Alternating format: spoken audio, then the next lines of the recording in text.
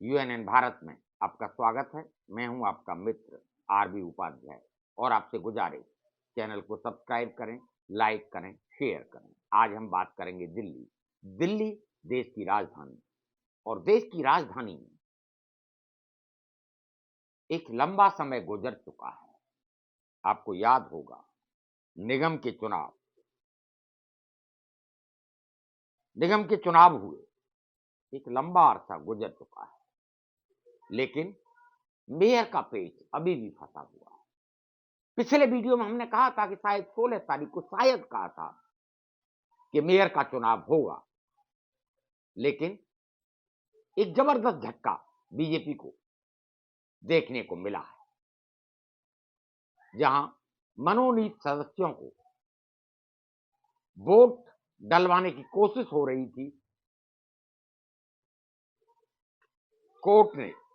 Supreme court ने साफ कर दिया कि संविधान में स्पष्ट प्रावधान है, मनोनीत सदस्य वोट नहीं कर सकते। एक करारा जवाब, जबरदस्त झटका बीजेपी को। बीजेपी 104 सीटें जीती और लगभग 134 सीटें आम आदमी पार्टी के पास निगम में। उसके बावजूद भी बीजेपी का बार बार यह कहना कि मेयर तो बीजेपी का बनेगा, कहीं ना कहीं बहुत सारी शंकाएं पैदा कर रहा था। एक बार, दो बार, तीन बार कोशिशें तो हुई, लेकिन मेयर नहीं चुना जाता।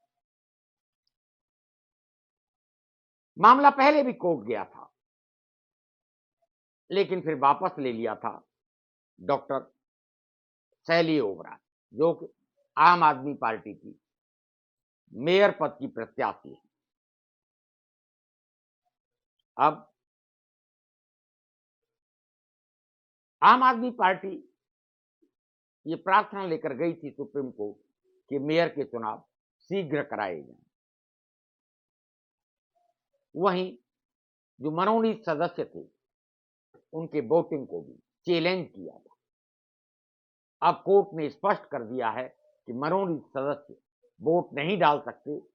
यह प्रावधान संविधान में स्पष्ट है। बीजेपी की छवि बार बार खराब हो रही है। आरोप प्रत्यारोप का दौर जारी है। बीजेपी आम आदमी पार्टी पर आरोप लगाती है, चुनाव टालने के लिए कोर्ट गई आप, बीजेपी का कहना है। वहीं आम आदमी पार्टी का कहना है कि बेईमानी से जीतना चाहती थी बीजेपी। हार के बावजूद जनमत का सम्मान न करते हुए इस तरह की गतिविधियों पर आप क्या राय रखते हैं? बीजेपी के ऊपर पहले भी आरोप लगते रहे कि बहुत सारी सरकारें बदली गई, मध्य प्रदेश हो, महाराष्ट्र हो। ऐसे में दिल्ली से भी एक बुरी खबर बीजेपी के लिए। जनता में जो संदेश गया है वो ठीक नहीं है।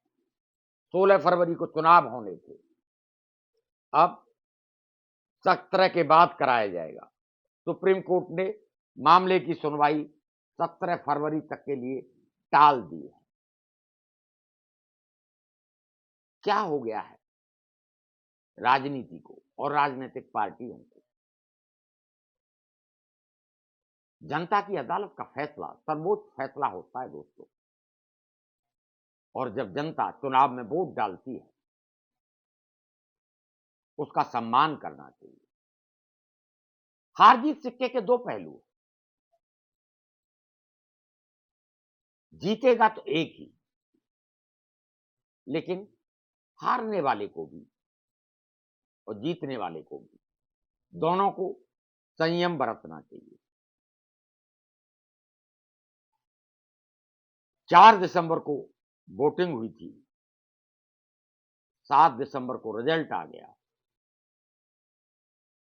लेकिन मेयर नहीं चुन पाई व्यवस्था। और व्यवस्था में इसलिए कहूंगा कि संवैधानिक संस्थाओं का दायित्व होता है कि अपने दायित्व का निर्वहन ईमानदारी से करें। अगर संवैधानिक संस्थाएं ईमानदारी से अपने दायित्व का निर्वहन करेंगी तो इस तरह की जो स्थितियां हैं उनसे बचा जा सकता है। ये शासन प्रशासन का दायित्व था। जब चुनाव हो गया निगम का तो मेयर का चुनाव भी होना चाहिए था, लेकिन नहीं हो पाया। जनता निराश और हताश दिखी, क्योंकि संवैधानिक पद पर चुनाव न होने से बहुत सारी जो गतिविधियां हैं, जो कामकाज है, वो रुक जाता है या उस पर नेगेटिव असर पड़ता है।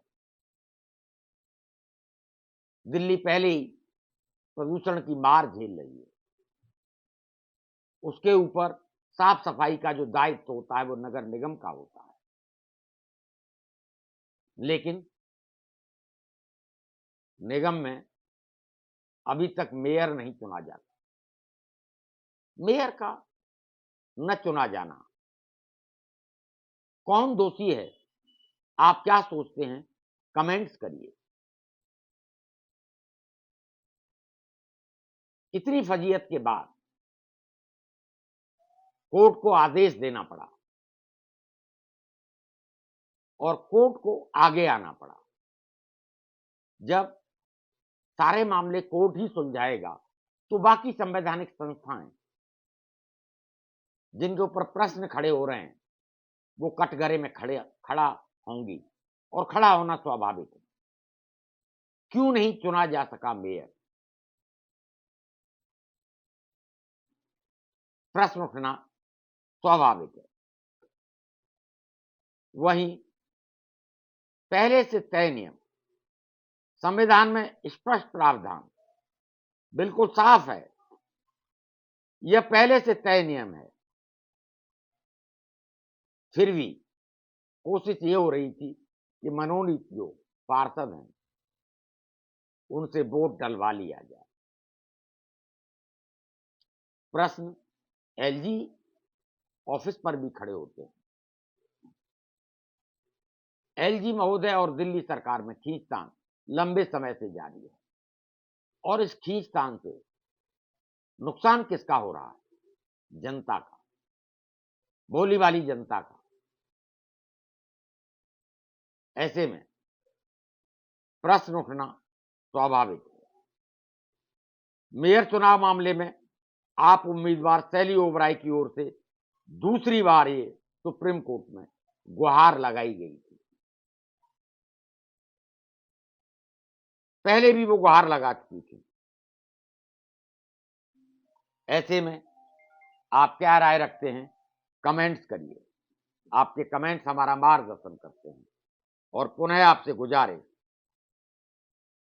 चैनल को सब्सक्राइब करें, लाइक करें, शेयर करें। नमस्कार।